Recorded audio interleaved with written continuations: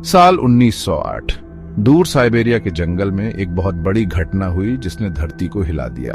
जून की 30 तारीख की सुबह पॉडकामेन्या तुंगुस्का नदी के पास आसमान में एक धमाका हुआ। ऐसा धमाका पहले कभी नहीं देखा गया था। इस धमाके ने 800 वर्ग मील से ज्यादा के जंगल को बर्बाद कर दिया। लाखों पेड़ टूटे और जले हुए थे, एक जगह से फैले हुए। इस घटना ने पूरी दुनिया में डर और कंफ्यूजन फैला दिया। लोगों ने बताया कि एक तेज रोशनी, बहुत ज्यादा गर्मी और बहरा कर देने वाली आवाज आई थी। सैकड़ों मील दूर तक खिड़कियां टूट गईं। ग्रेट ब्रिटेन तक भूकंप के झटके महसूस किए गए। इस भयानक धमाके का कारण क्या था, इसका जवाब दशकों तक रहस्य बना रहा। तुंगुस्का घटना, जैसा कि इसे जाना जाने लगा, किसी भी आम धमाके जैसी नहीं थी। निकली ऊर्जा हिरोशिमा पर गिराए गए परमाणु बम से हजारों गुना ज्यादा थी। धमाके की लहर 2 बार दुनिया भर में घूमी। उसके बाद कई दिनों तक यूरोप में भी रात का आसमान चमकता रहा। वैज्ञानिक हैरान थे। केंद्र में किसी गड्ढे का न होना रहस्य को और गहरा कर देता है। सबसे ज्यादा मानी जाने वाली थ्योरी ये थी कि अंतरिक्ष से कोई बड़ी चीज वायुमंडल में आई थी, लेकिन वो क्या थी? उल्कापिंड, धूमकेतु?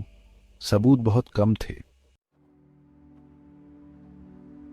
तुंगुस्का जगह पर जाना मुश्किल था क्योंकि वो जगह बहुत दूर और खराब हालत में थी। पहली वैज्ञानिक टीम घटना के लगभग 2 दशक बाद 1927 तक उस इलाके में नहीं पहुंची। उन्हें कोई गड्ढा नहीं मिला, बस एक बड़ा अजीब सा नजारा मिला जहां पेड़ गिरे हुए थे। गड्ढे का न होना बताता है कि जो भी चीज थी वो जमीन से टकराने से पहले ही हवा में फट गई थी। सबसे मानी जाने वाली थ्योरी ये है कि लगभग 100 फीट व्यास का एक पत्थर का उल्कापिंड वायुमंडल में आया और सतह से कई मील ऊपर फट गया। तेज गर्मी और शॉकवेव ने बड़े पैमाने पर तबाही मचाई। तुंगुस्का घटना 20वीं सदी के सबसे दिलचस्प रहस्यों में से एक है।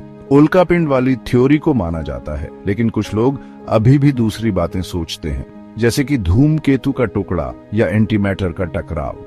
यह घटना अंतरिक्ष से आने वाली चीजों के खतरे की याद दिलाती है। तुंगुस्का घटना ने ग्रहों की रक्षा के काम को बढ़ावा दिया। वैज्ञानिक अब पृथ्वी के पास की चीजों पर नजर रखते हैं और किसी भी खतरे से बचने के तरीके बना रहे हैं।